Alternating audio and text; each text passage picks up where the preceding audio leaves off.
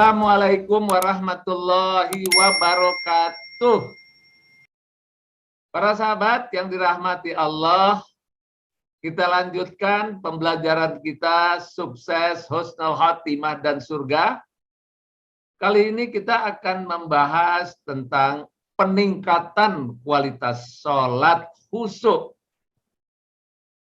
Jadi para sahabat, video ini saya buat sengaja karena memang orang banyak sekali, mungkin hampir semua, mereka belajar sholat khusyuk, ingin cepat-cepat, ingin buru-buru, ingin segera khusyuk.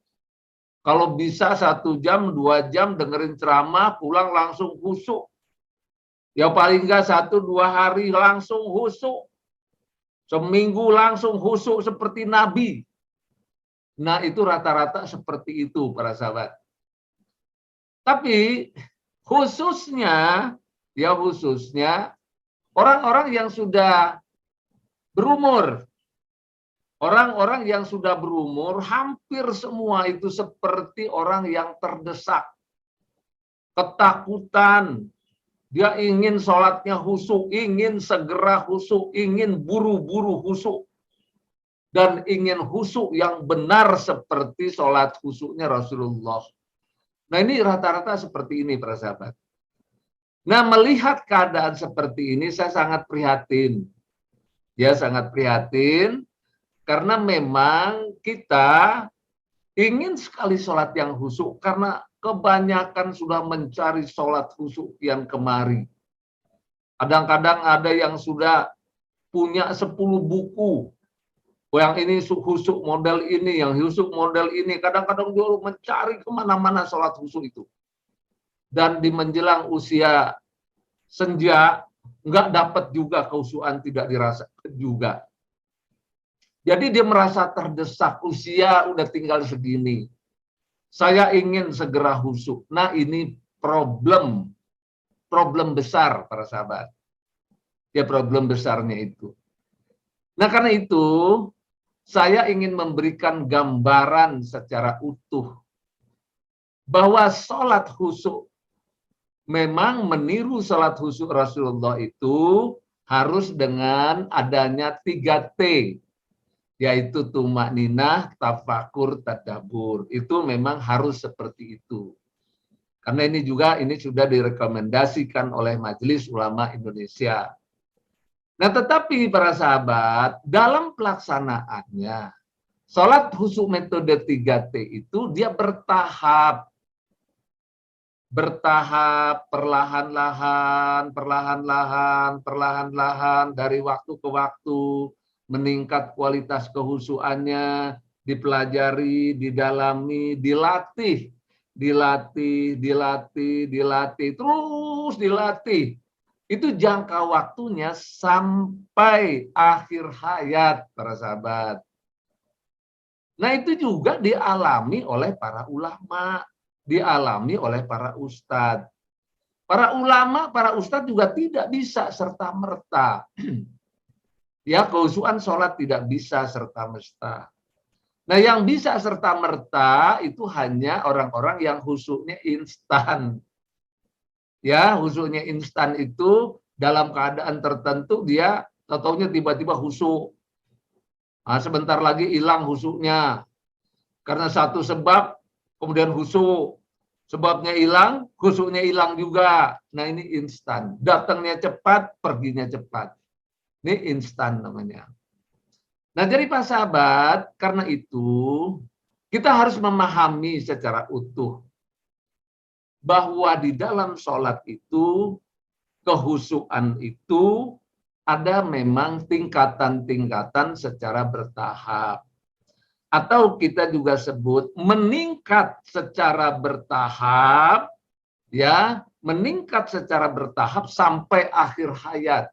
Itu khusyuk. Ya kadang-kadang khusyuknya berkurang, kadang-kadang khusyuknya meningkat, kadang-kadang khusyuknya berkurang, meningkat, kadang-kadang tinggi, kadang-kadang rendah. Dia seperti itu. Dan juga dipengaruhi oleh situasi dan kondisi diri kita. Kekhusyukan itu seperti itu. Nah, sehingga harus dijelaskan, sehingga kita harus mengambil kata yang tepat. Ya, kata yang tepat itu adalah peningkatan kualitas sholat khusyuk. Jadi kalau istilahnya peningkatan kualitas sholat khusyuk itu, dia bertahap. Bertahap terus meningkat. Bertahap terus meningkat sampai akhir hayat.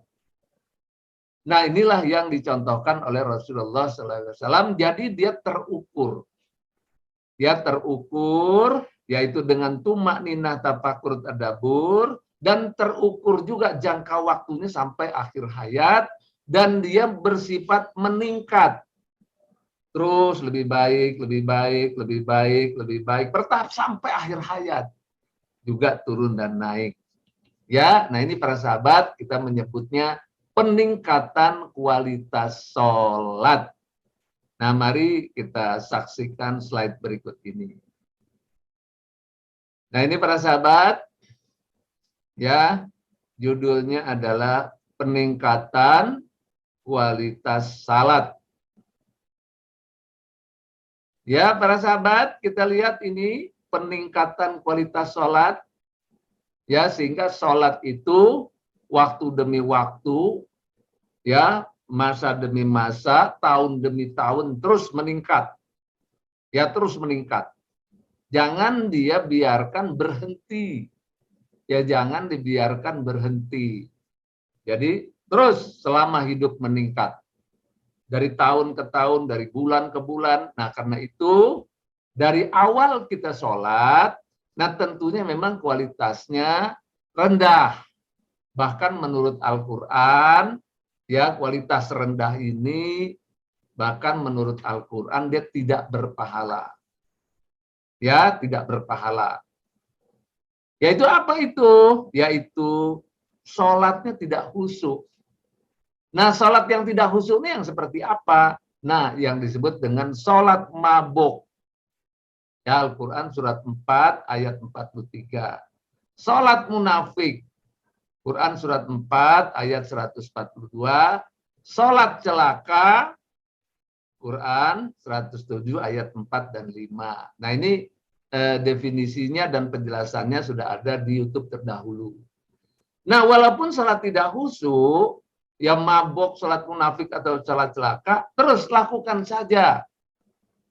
Ya, bagus dilakukan daripada tidak sholat. Hanya saja tidak berpahala menurut Al-Quran. Ya, ya kemudian saya ingin sholat khusyuk. Dari tidak khusyuk meningkat ke sholat khusyuk. Ya, sholat khusyuk. Merasa, wah ya saya sholatnya khusyuk nih. Tadinya tidak khusyuk, sekarang khusyuk nih. Hanya saja khusyuknya khusyuk yang bagaimana? Nah, ini disebut dengan sholat khusyuk yang instan. Ya, instan ini ada beberapa macam, yaitu instan terpaksa, instan rekayasa, instan menduga-duga, instan memaksa diri. Nah, ini juga sudah dijelaskan dalam YouTube terdahulu. Bagaimana kalau kita lakukan sholat seperti ini? Bagus daripada tidak sholat. Hanya saja tidak berpahala. Nah, kalau begitu yang berpahala yang bagaimana? Yang berpahala adalah khusyuk yang sebenarnya yang mengikuti khusyuknya Rasulullah. Yaitu di dalamnya ada tumak ninah, tafakur, tadabur, atau kita sebut juga dengan 3T. Tumak ninah artinya dilakukan dengan tenang, tafakur artinya paham yang diucapkan, tadabur itu artinya menghayati dan menjiwai yang diucapkan itu. Nah, khusyuk yang seperti inilah dia yang berpahala. Nah, ini Al-Quran surat 23 ayat 1 dan 2. Nah, inilah yang berpahala itu. Ya, hanya pahalanya semana? Pahalanya seperti apa? Nah, pahalanya itu ada yang 10%, 20%, 30%, 40%, 50%, dan seterusnya. Bila kita terus berlatih, meningkatkan, berlatih, terus meningkatkan, berlatih, terus meningkatkan, maka mudah-mudahan hingga akhir hayat sampai 100% pahalanya atau kehusuannya 100%. Nah, karena itu kita diberi kesempatan oleh Allah Ta'ala selama hidup. Ya, selama hidup diberikan kesempatan untuk berlatih terus-menerus. Ya, berlatih terus-menerus. Ingat, hasilnya itu bertahap. Jangan buru-buru, pengen segera husu. Karena kalau buru-buru pengen segera husu, inilah hambatan yang utama. Hambatan utama adalah orang-orang yang ingin buru-buru sholatnya husu. Itu hambatan utama itu. Ya, karena itu dia harus mengerti kita bahwa khusyuk itu bertahap. Ya, bertahap. Terus bertahap meningkatkan kualitas salatnya. Jadi bertahap yang penting. Bertahap terus meningkat. Hingga akhir hayat. Sehingga pahalanya meningkat terus. Dari 10% diharapkan menjelang akhir hayat sampai 100%. Ini harapannya seperti itu. Tapi tetap pahala walaupun dia bertahap sedikit demi sedikit terus pahala. Nah, ini dalilnya adalah sungguh seseorang menyelesaikan sholatnya dan apa yang ditulis untuknya tidak lain kecuali hanya 10, 1/10 salatnya, 1/9, 1/8, 1/7, 1/6, 1/5, 1/4, 1/3 atau setengah dari salatnya. Ini hadis riwayat Ahmad. Nah, untuk mempermudah untuk saat ini ya 1/10 dari salatnya itu kita anggap 10% pahalanya. Jadi 10%, 20%. Nah, kira-kira seperti ini gambarannya tentang peningkatan kualitas salat. Nah, demikian para sahabat penjelasan kita tentang peningkatan kualitas sholat. Jadi saya ulang sedikit, bahwa kita manusia selalu ingin buru-buru sholatnya. Ingin buru-buru khusyuk. Seandainya juga ingin khusyuk, pelajarnya itu pengennya cepat-cepat. Pengen cepat-cepat khusyuk, cepat-cepat. Inilah hambatan yang utama. Terlebih lagi sudah usia, ya usia lanjut. Lebih ingin buru-buru lagi karena merasa sudah dekat begitu, jadi ingin buru-buru. Nah, ini tidak betul, tidak boleh seperti itu.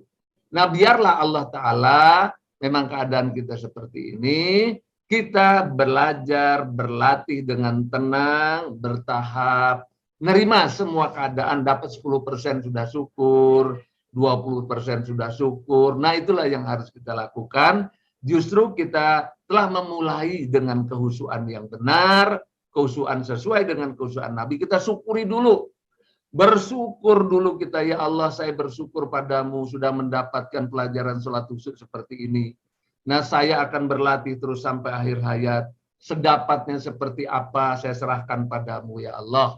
Saya ikhlas menerimanya, terus berlatih. Semoga Allah nanti akan memberikan ampunan, rahmat, dan ridhonya karena kita terus berlatih. Itu yang kita harapkan. Semoga bermanfaat. Assalamualaikum warahmatullahi wabarakatuh.